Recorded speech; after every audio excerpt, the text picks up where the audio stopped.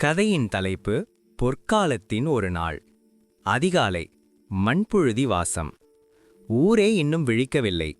தென்னங்கீற்றுகளின் இடுக்கில் பனித்துளிகள் மெல்ல நழுவிக் கொண்டிருந்தன.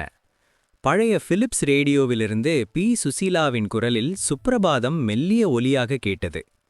வீட்டின் திண்ணையில் அமர்ந்து அப்பா தனது பழைய வேட்டியை மடித்து கட்டியபடி, "டே கண்ணு, எந்திரிங்கடா, சூரியன் உச்சிக்கு வந்தாச்சு" என்றார்.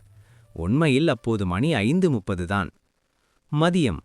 கம்மங்கூழும் கழிப்போம். கொல்லைப்புறத்தில் அம்மா விறகடுப்பில் உலையை ஏற்றிவிட்டு கைத்தோட்டத்தில் விளைந்த கத்தரிக்காய்களை பறித்து கொண்டிருந்தார்.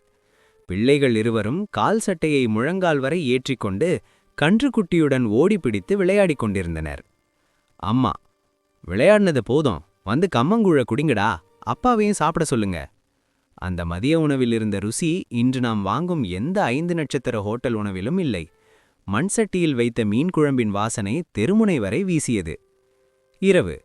கேரோசின் விளக்கின் கதைகள். மின்சாரம் இல்லாத அந்த இரவுதான் அன்றைய பொற்காலத்தின் உச்சம். வீட்டின் நடுவே ஒரு சிறிய கேரோசின் விளக்கு எரிய அதன் மங்கலான வெளிச்சத்தில் குழும்பமே ஒன்று கூடியது. மகன்: "அப்பா, அன்னைக்கு ஒரு முறை ஆத்துல வெள்ளம் வந்தப்ப நீங்க நீந்தி போனீங்களே, அந்த கதைய சொல்லுங்களேன்." அப்பா தனது பழைய நினைவுகளை பகிர பிள்ளைகள் கண்கள் விரிய கேட்டுக்கொண்டிருந்தனர். நிழல்கள் சுவரில் ஆடிக்கொண்டிருக்க அம்மா பழைய பித்தளை தட்டில் வெற்றிலையை மடித்து கொண்டிருந்தார். செல்போன் இல்லாத, இணையமில்லாத அந்த இரவு அன்பால் பிணைக்கப்பட்டிருந்தது. இந்த கதையை இன்னும் மெருகேற்ற நான் என்ன செய்ய வேண்டும்? உங்களுக்கு இந்த தளம் பிடித்திருந்தார் நான் இதை கீழ்க்கண்டவாறு விரிவுபடுத்தி தர முடியும். திரைக்கடை வடிவம். நீங்கள் இதை ஒரு குறும்படமாக எடுக்க விரும்பினால் கேமரா கோணங்கள் மற்றும் ஷாட் விவரங்களுடன் எழுதி தருவேன். உரையாடல்கள்.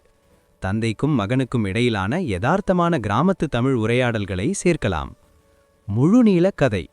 ஒவ்வொரு காட்சி